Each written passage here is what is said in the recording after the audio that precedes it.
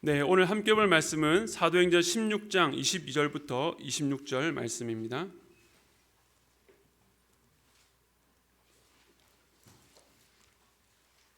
사도행전 16장 22절부터 26절 말씀인데요.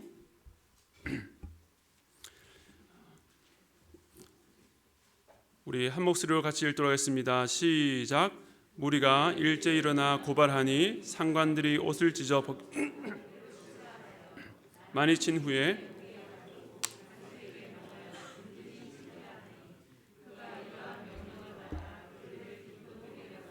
그 발을 착고에 든든히 채웠더니 바울과 실라가 기도하고 하나님을 찬송하며 죄수들이 듣더라.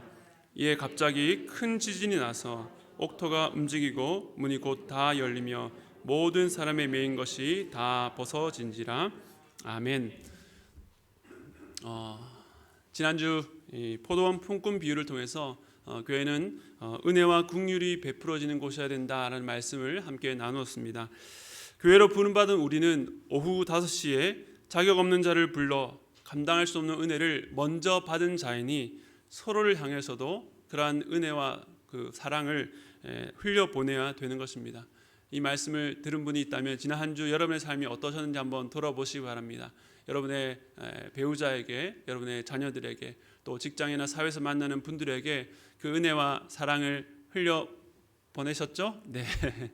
한번 이번 5월 한 달 동안에 좀 그것을 작은 것이라 할지라도 좀 실천할 수 있도록 그렇게 해 주시기 바랍니다. 제일 먼저 판단하는 마음을 좀 내려놓으시고 사랑하고 인내하고 용납하는 마음으로 그렇게 주변을 살펴주시기 바랍니다.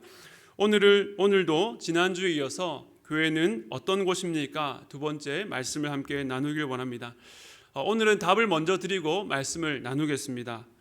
답은요, 교회는 복음의 능력이 드러나는 현장입니다. 교회는 어떤 것입니까? 교회는요, 복음의 능력이 드러나는 현장입니다. 오늘 말씀을 통해서 그 복음의 능력이 어떤 방식으로 나타나는지를 함께 살펴보기를 원합니다.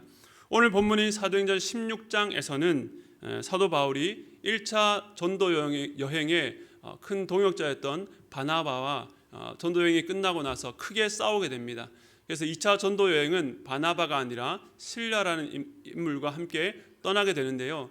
이들이 처음 가졌던 그 계획은 1차 전도 여행 때 둘러보았던 지역들, 지금의 터키 지역이죠. 소아시아 지역을 둘러보면서 그곳에 세워진 어려운 가운데 있었던 교회들을 신방하고 또 미처 가보지 못했던 또 다른 지역, 또 다른 소아시아 지역을 둘러보면서 그곳에 교회를 개척하는 것이 처음 가졌던 계획이었습니다. 그런데 뜻밖의 일이 일어납니다. 사도행전 16장 6절과 7절 말씀입니다. 우리 같이 읽겠습니다. 시작. 성령이 아시아에서 말씀을 전하지 못하게 하시거늘 그들이 부르기아와 갈라디아 땅으로 다녀가 무시아 앞에 이르러 비두니아로 가고자 했으되 예수의 영이 허락하지 아니하시는지라. 아멘. 어떤 방식으로 막으셨는지 우리는 정확히 알 수 없지만 분명한 것은 하나님께서 사도 바울의 첫 번째 계획을 막으셨다라고 하는 것입니다. 그리고 계획이 없었던 이 마게도냐, 지금의 유럽 지역으로 이끄셨습니다. 마게도냐의 첫 성이 빌립보인데요. 사도행전 16장 12절에 보면 바울이 이 성에 도착한 뒤에 그저 수일 동안 머물렀다라고 기록합니다. 이전까지 전도 여행을 보면 새로운 지역에 가는 곳마다 회당이 있었습니다.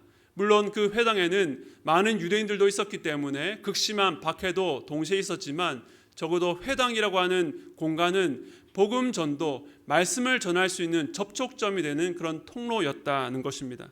그런데 빌립보에는 그런 회당이 없어서 여러 날 동안 말씀을 전할 기회조차 얻지 못하다가 안식일이 되어서 기도할 처소를 찾다가 성박 강가에 나가서 거기서 여인들의 무리를 만나게 됩니다.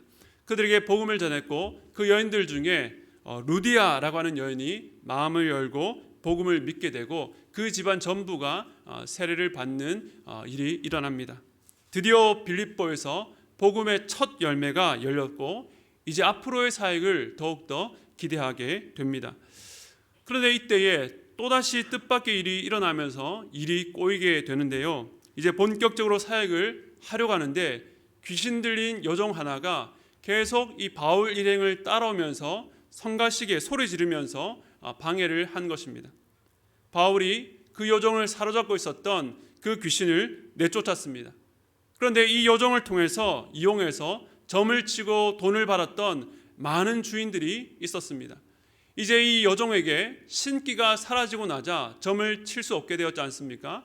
그러니까 분노가 나서 이 바울과 실라를 붙잡아서 고발했고, 바울과 실라는 이 자신을 변호할 기회조차 얻지 못한 채 심한 매를 맞고 깊은 옥에 갇혔고 발에 착고까지 채워지게 되었습니다. 여러분, 바울의 입장에서 지난 시간을 한번 돌아보시기 바랍니다.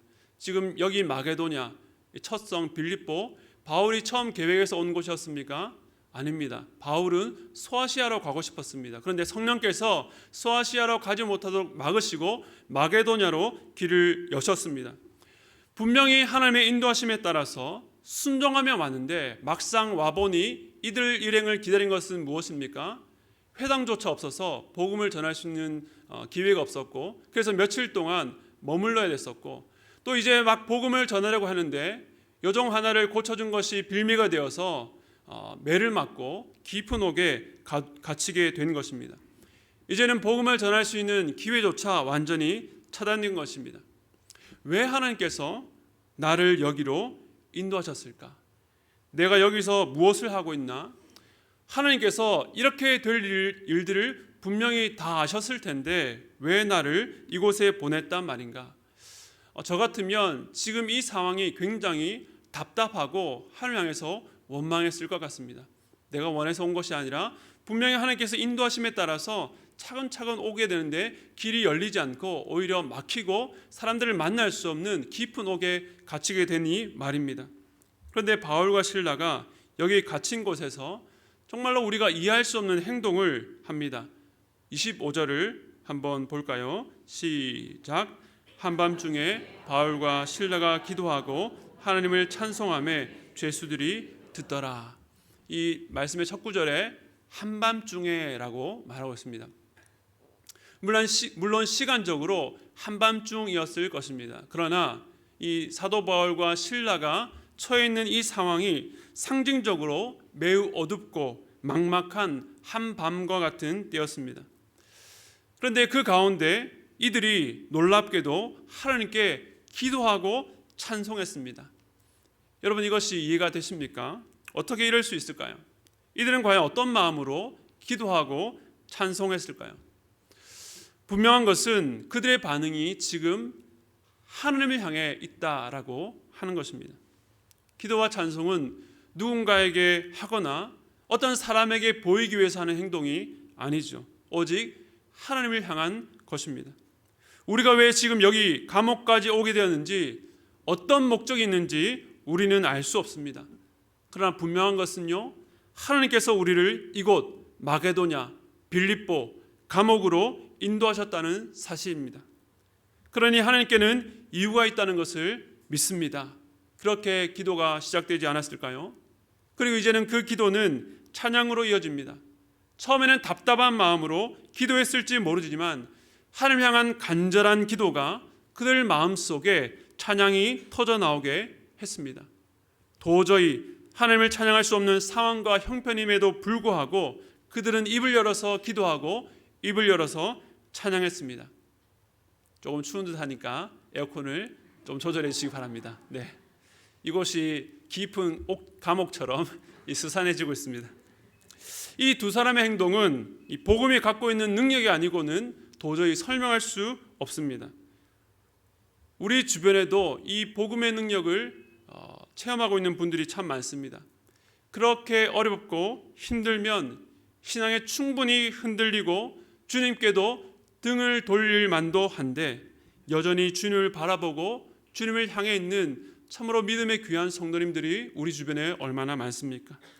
믿음장으로 유명한 히브리서 11장을 보면요, 모세, 또 아브람, 노아, 여러분이 잘 아는 믿음의 용장들의 이름이 줄줄이 나옵니다. 그러다가 마지막에는요, 무명의 사람들, 여러 핍박과 박해와 궁핍과 학대에도 여전히 믿음으로 나간 자들에 대해서 히브리서 11장 38절은 이렇게 말씀합니다. 읽겠습니다. 시작. 이런 사람은 세상이 감당하지 못하느니라. 한 번 더 읽겠습니다. 이런 사람은 세상이 감당하지 못하느니라. 세상은요, 이런 사람들을 감당할 자격도 능력도 없습니다. 왜냐하면 그들이 살아왔던 그 가치관으로는, 그들의 세계관으로는 이 상황을 도저히 이해할 수 있는, 해석할 수 있는 능력이 없기 때문입니다. 복음은 단지 내가 예수를 믿어서 남들보다 더 안전하고 더 건강하고 더 유복하게 살기 위한 수단이 아닙니다. 세상이 이해할 수 없는 방식으로 세상을 바라볼 수 있는 그 시야가 우리에게는 열리게 되는 것입니다. 눈앞에 보이는 것을 넘어서 그 이상의 것을 볼 수 있는 영적 시야가 우리에게 열리는 것입니다. 지금은 비록 내가 감당하기 버겁고 힘든 환경이지만 주님이 여전히 나를 인도하시니 하나님께서 나를 붙들고 있다는 사실을 믿고 여전히 하늘 향해 서 있을 수 있다는 것입니다. 이것이 바로 복음의 능력입니다. 그리고 이런 복음의 능력을 경험한 자들은 방금 읽었던 말씀처럼 세상이 감당할 수가 없는 것입니다. 사랑하는 형제 자매 여러분, 여러분은 환경의 지배를 받는 분들이십니까? 아니면 환경을 뛰어넘어 하나님을 바라보는 분들이십니까? 복음으로 환경을 뛰어넘는 믿음의 사람 되시기를 주님의 이름으로 축복합니다. 이처럼 사도 바울과 실라가 자신의 환경을 뛰어넘어 하나님 앞에 나아갈 때에 놀라운 일이 벌어졌습니다. 갑자기 큰 지진이 일어나서 옥터가 흔들리고 문이 모두 열리고 모든 사람들의 매인 것이 다 풀렸습니다.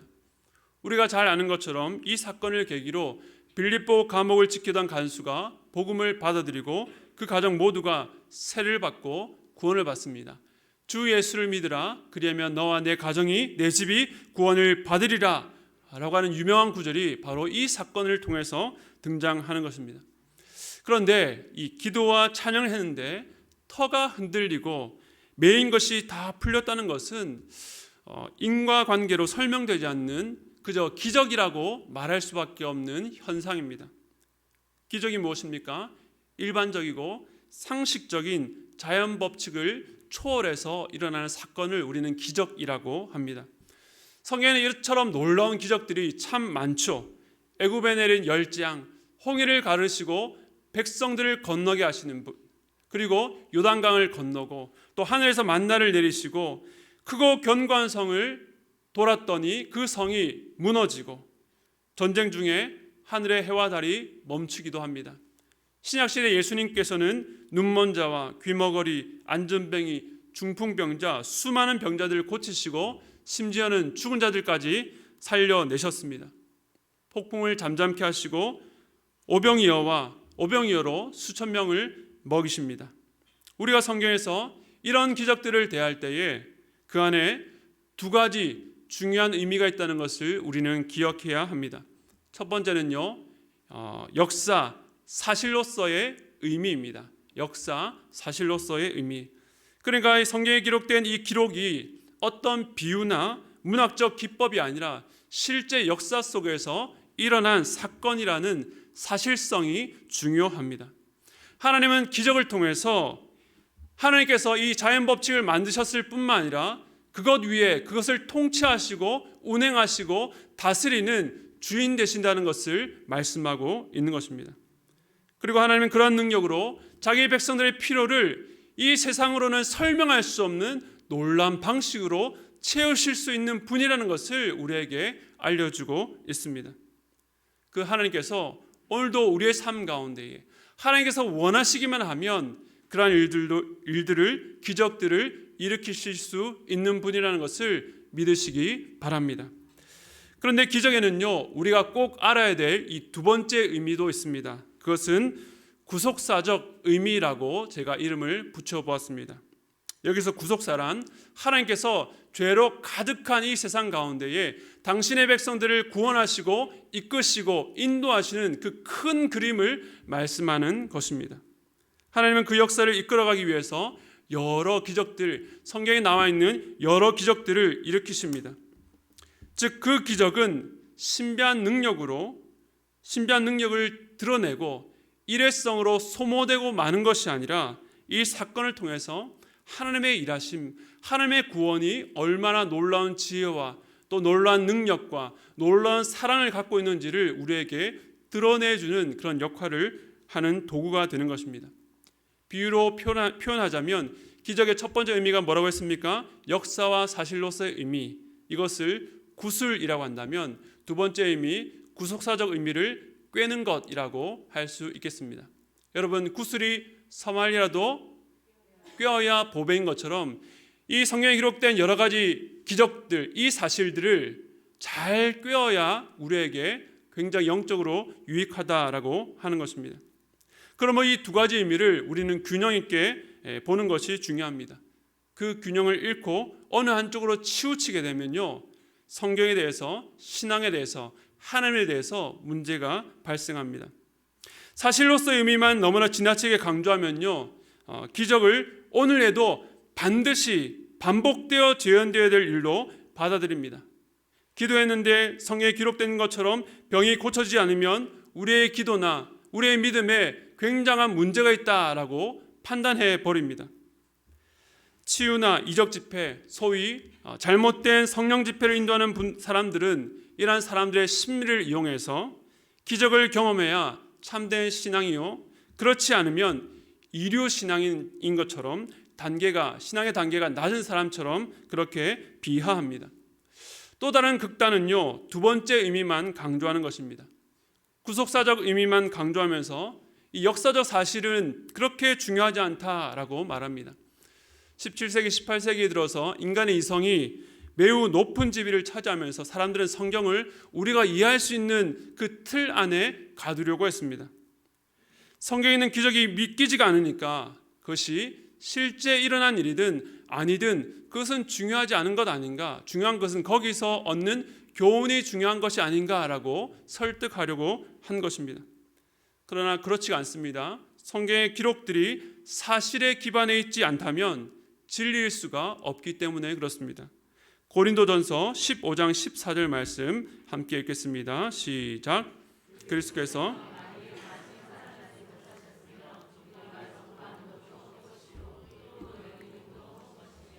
아멘. 그리스도께서 진짜 부활하신 것이 아니라 그것이 그저 이론에 불과하다면 복음은 가짜이고 우리가 이 땅 가운데 가장 불쌍한 사람들입니다. 사실 이 세상의 많은 종교들을 보면요, 그 종교에서 사실이 중요한 경우는 잘 없습니다. 그 교주의 가르침, 그의 교훈이 중요하다라고 말합니다. 그러나 기독교는 철저한 사실에 기반해 있습니다.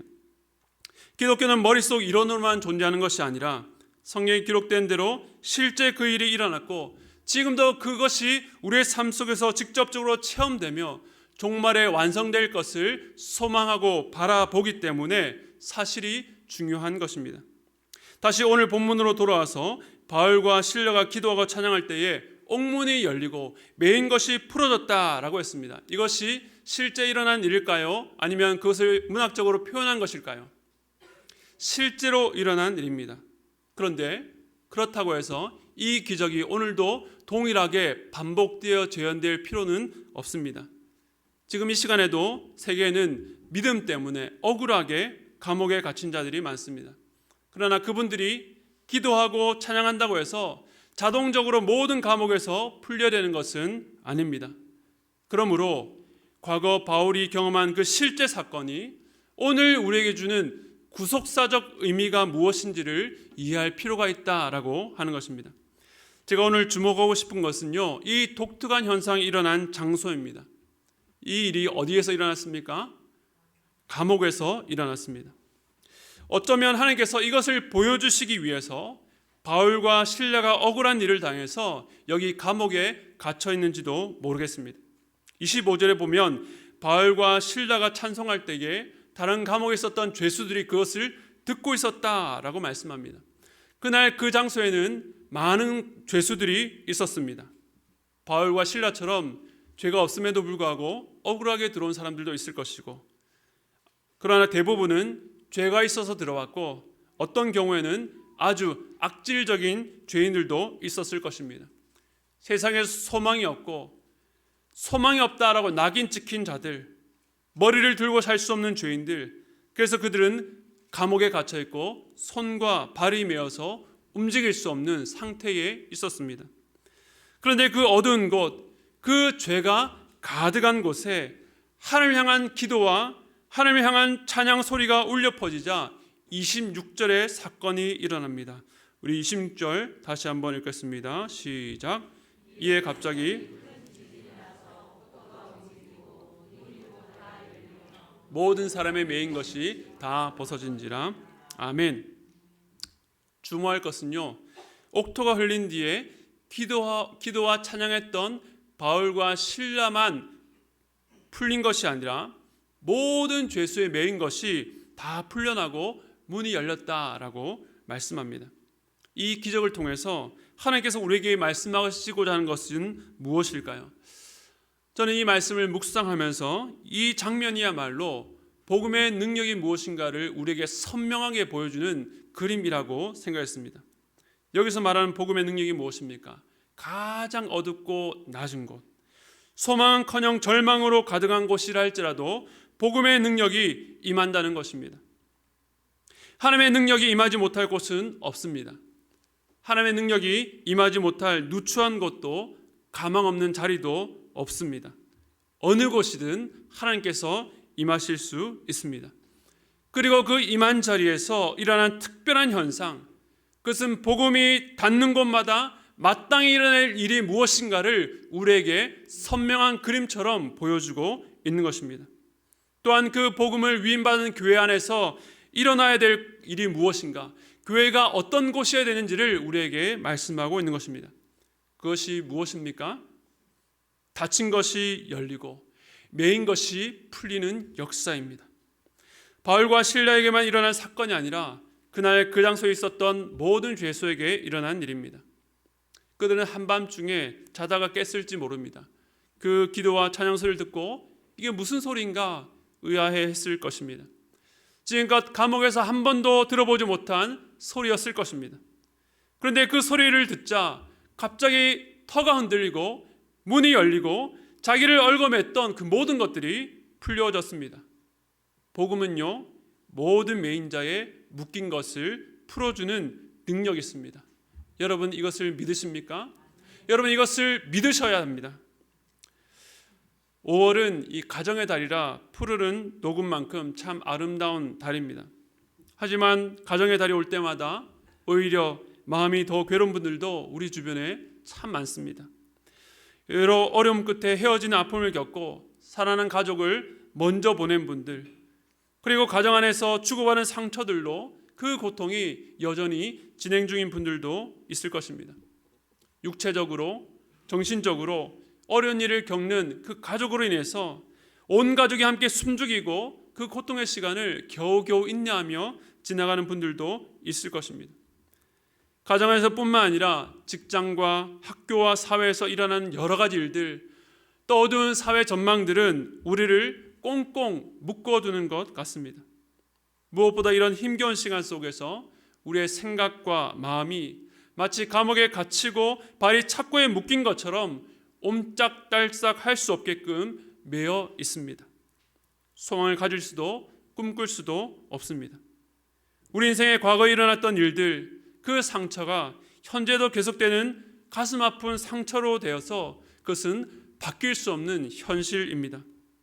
하지만 우리가 믿는 복음은요, 어떤 아픔과 상처, 괴로움에서도 우리 인생 가운데 지우고 싶고 잊고 싶어도 잊혀지지 않는 그 어떤 과거의 상처를 할지라도 우리를 자유케 하는 능력을 갖고 있다는 것을 믿으시기 바랍니다. 그 어떤 것도 그리스도 안에 있는 자들을 묶어둘 수가 없습니다. 하나님께서는 우리를 복음의 능력으로 자유케 하셨기 때문에 그것이 가능한 것입니다. 이 복음의 능력에 대해서 히브리서 2장 15절은 이렇게 말씀합니다. 또 죽기를 무서워함으로 한평생 매여 동로로 다는 모든 자들을 놓아주려 하심이니. 우리가 이 땅을 살아가며 괴로워하는 모든 일들은 결국 누군가의 죄의 흔적과 영향력 때문입니다. 우리의 불안, 우리의 암담함, 우리가 겪는 외부적 환경과 현실에서 오는 것이 아니라 우리 마음 깊은 곳에 자리 잡은 뿌리에서 오는데 그것은 바로 죄입니다. 우리는 우리가 과거에 지은 죄로부터 자유할 수 없는 자였습니다. 그러나 복음은 죄인을 얽어매고 있었던 그 모든 쇠사슬들을 깨트려 자유케 하는 능력이 있습니다. 이전에 죄의 노예로 살았던 우리를 그 권세 아래 손과 발이 묶여서 전혀 선을 행할 수 없었던, 그저 죄가 시키는 대로 할 수밖에 없었던 우리가 이제는 예수 그리스도 그 십자가의 능력으로 자유케 되었다는 것을 믿으시기 바랍니다. 오늘 이것을 현실 속 그림으로 보여주고자 바울과 실라를 이곳 감옥으로 이끄셨고, 그날 그 기도와 찬양을 듣던 모든 죄수들에게 매여 있던 것들이 다 풀리게 된 것입니다. 이것이 바로 자유케 하는 복음의 능력입니다. 이 복음의 능력은 우리가 처음 예수 믿었을 때만 작동하는 것이 아니라, 역사하는 것이 아니라 지금도 우리의 삶 속에서 지속적으로 역사하고 있습니다. 예수 그리스도를 믿어서 구원받은 자들도 여전히 남아있는 죄의 잔존 세력들, 우리의 과거의 상처와 아픔들이 끊임없이 얽어매는 그 어둠과 우리는 계속해서 싸워 나가야 합니다. 여러분이 처했던 상황들, 우울한 가정 환경들, 마음의 상처, 죄책감, 그런 어둠들이 우리를 얽어매서 그래, 너 그렇게 살아라, 너는 그렇게 살도록 지어졌어, 너는 결코 벗어날 수 없어, 그냥 세상을 향해서, 누군가를 향해서 저주하고 불평하며 살라고 그렇게 어둠 속에 갇혀서 다른 눈으로 세상을 절대 볼 수 없게끔 만듭니다. 그러나 복음은 우리를 오늘도 거기에서 해방시켜 주실 수 있습니다. 닫힌 문을 열어주시고 우리가 매인 것에서 벗어나게 하십니다. 복음은 갇힌 우리를 자유케 하는 것입니다. 물론 이 과정 속에 넘어지기도 하고 실패하고 죄를 지을 수도 있습니다. 스스로 감옥 속에 들어가게 되고 손과 발이 묶여 아무것도 할 수 없는 사람처럼 생각하게 됩니다. 그러나 바로 그때 오늘 이 말씀 사도행전 16장 26절 하반절의 그림을 생각하시기 바랍니다. 문이 곧 다 열리며 모든 사람의 매인 것이 다 벗어진지라. 내 삶을 묶고 있었던 그런 모든 두려움과 염려와 걱정들, 우리 자녀들을 묶고 있었던 그 모든 속박들, 주님 다 열리며 다 벗어지기를 원합니다. 예수 그리스도의 능력으로 이러한 복음의 능력을 경험할 수 있도록 주여 붙잡아 주시옵소서. 여러분 자신을 향해서, 여러분의 가족을 향해서 이런 문제들로 고민하고 얽어매여 있는 그 사람들을 향해서 이것을 외치시기 바랍니다. 복음의 능력으로 자유를 얻은 자는 억눌린 자를 자유케 할 수 있는 능력이 있습니다. 우리 안에 예수 그리스도가 있기 때문입니다. 어떤 상황이든 환경이든 상관없습니다. 오늘 본문에서 이 놀라운 영적 진리가 어떻게 이 감옥에서 선포될 수 있었는지를 다시 한번 생각해 보시기 바랍니다. 하나님께서 바울이 가고자 하는 길을 막으신 그곳, 빌립보에서 기대도록 복음의 문이 열리지 않고 차단된 그곳, 박해받아 들어온 그곳, 바울의 계획도 그가 예상했던 곳도 아니었습니다. 길이 막히고 바뀌어 좌절되어 들어온 곳인 줄 알았는데 바로 그곳에서 이 놀라운 복음의 능력을, 진리를 선포하게 하신 것입니다. 이처럼 복음의 능력은 항상 예상치 못한 곳에서 드러납니다. 하나님께서 가끔 우리의 삶을 뒤흔들어 놓으실 때가 있을 것입니다. 우리가 전혀 예상치 못했던 곳으로, 기대하지 않은 곳으로 인도하실 때가 있습니다. 하나님께서 선한 뜻을 품고 계획했는데 그 계획이 결렬되고 마치 하나님께서 막으시는 것처럼 여겨질 때도 있습니다. 그러나 기억하십시오. 바로 그때가 복음의 능력이 드러나기 가장 좋은 때라는 것을 기억하시기 바랍니다. 만약 우리의 삶이 내 계획과 내 뜻대로, 내 생각대로만 움직인다면 우리는 우리의 생각의 한계를 벗어날 수가 없습니다. 그러나 하나님은 우리의 한계를 넘어서 일하신다는 것을 보여주시기 위해서 우리의 삶을 흔드십니다. 우리를 원치 않은 자리에 보내십니다. 우리가 기대하지 않았던 자리, 계획하지 않았던 자리로 우리를 밀어가시는 것입니다. 그때 기억해야 될 것이 바로 이 자리에서 자유케 하는 복음의 능력이 드러나기를 소원하시고 기도하시는 여러분 되시기를 바랍니다. 여러분의 삶과 환경이 어떠하든 그 자리에서 하나님을 바라보시고 하나님을 소망하시고 그 능력의 근원 되신 하나님께 반응하는 여러분 되시기를 바랍니다. 우리의 시선이 복음의 능력을 베푸시는 하나님을 향해 있다면 그 능력이 여러분이 있는 상황과 자리에서 반드시 드러나게 될 것입니다. 그러므로 사랑하는 여러분, 여러분의 삶이 여러분의 통제와 기대를 벗어날 때에 겁먹지 말고 두려워하지 마시기 바랍니다. 여러분이 겪고 있는 구체적 삶의 자리와 정황은 하나님의 독특하고 이 특별한 복음의 능력이 드러나는 통로라는 사실을 기억하시고 기대함으로 오늘 자유케 하는 복음의 능력을 누리며 또 다른 사람들을 자유케 하는 그러한 복된 삶, 그리스도인의 삶을 살아가는 저와 여러분 되시기를 축복합니다.